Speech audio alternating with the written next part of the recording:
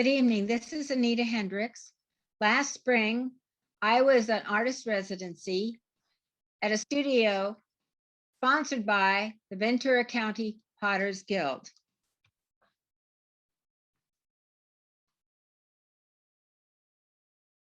F5. Oh, sorry. Should I start again?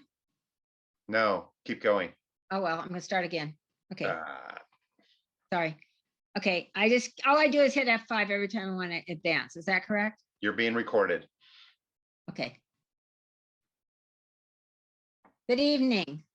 This is Anita Hendricks.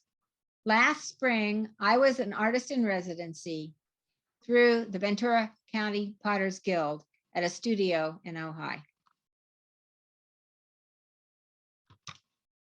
It was a 3-month residency during COVID when we had very limited access to studio. It was fully equipped with a professional potter, Wynn Matthews, as a resource. It was a long-awaited opportunity. I'm going to be sharing some of the processes that I practiced during that time. The first was to explore and create sustainable practices. I focused on clay conservation. One of those was recycling my own clay scraps. I also explored clay additives. Clay additives conserve resources. We use less clay, which comes from the earth. We use less plastic, which goes to the ocean and kills marine life. And we use less fossil fuels, which contributes to global warming. There were other benefits from using clay additives. One was the pieces were lighter. It affected the texture. It increased insulation. And if done properly with the correct clay and firings, it would increase porosity. Here I am incorporating coffee grounds into the clay. The clay additives I used were sawdust, horse manure, and used coffee grounds. It was quite a process. You had to find the materials, dry the materials, take out detritus, and also sieve them. 3 other objectives for the artist residency were low-tech systems. 2 I focused on were water cooling and filtering. I also wanted to do large-scale pieces that were either composite or coil made. And I wanted to try some new shapes, which were amphoras and urns. So these were applied to both the water cooling amphora, which you see here, and later you'll see the terracotta water filter.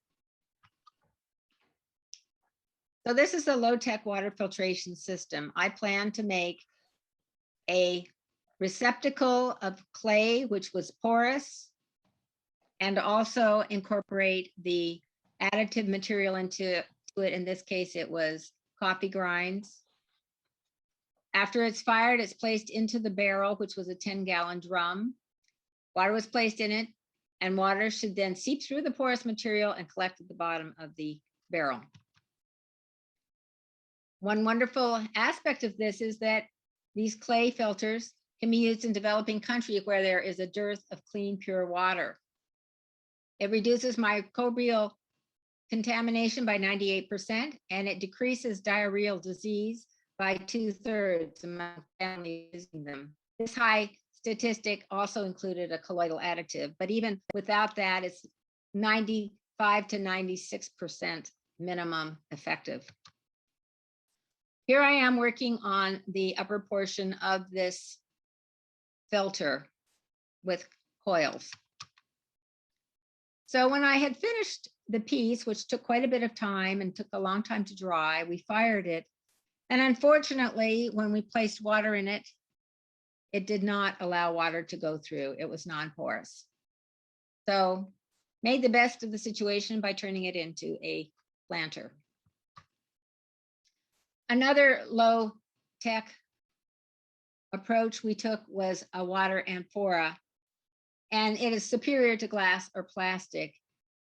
In addition to containing the material, it also cools it. Water seeps through the porous clay and evaporates, cooling the vessel and consequently the water.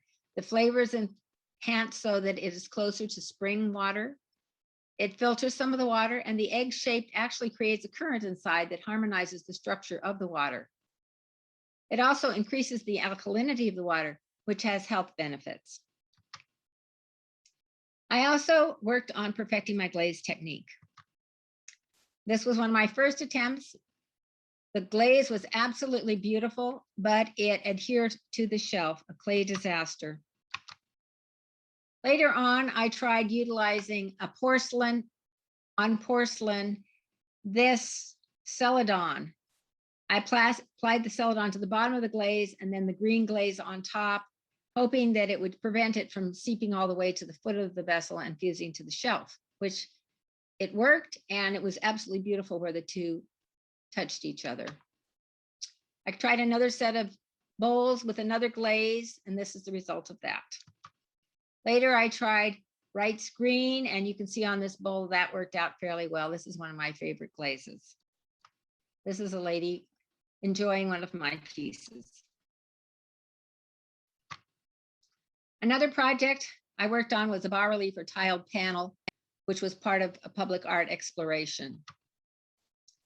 This was inspired by Forrest Middleton, who is a master tile maker. He has a huge business, and he is inspired by Islamic tile pieces. He loves the look of old and weathered and chipped pieces. So I removed some of the glazes to try to create a weathered look. I also went to the Beatrice Center for the Arts, Beatrice Wood Center for the Arts. And this panel here is an embossed piece with various pressed designs. This also is an embossed piece, which I made.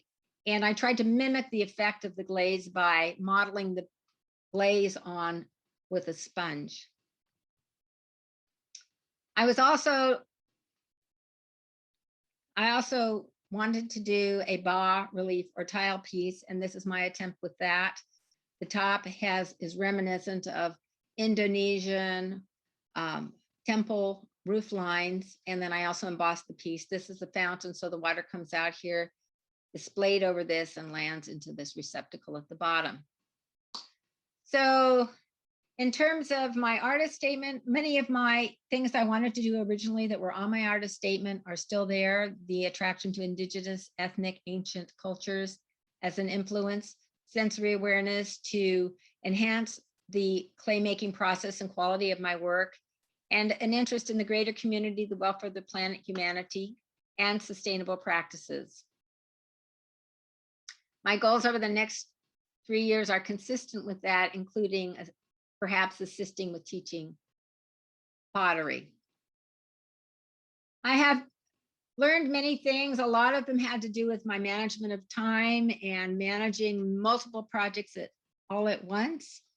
It was really overwhelming, and to do all my school assignments, I did all these additional projects, whereas another resident told me all you really had to do was the school assignments. So I was very busy with it.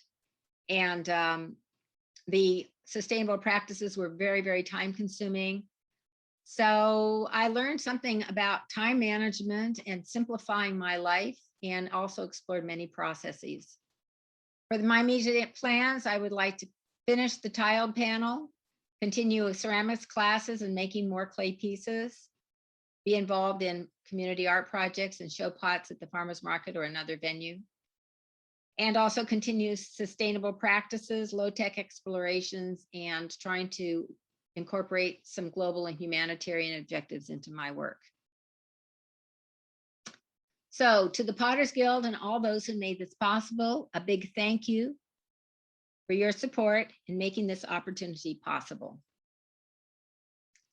If anybody would like 10 tips on reducing studio waste, please see me about that, and I'll show you how to get a hold of that. Thank you.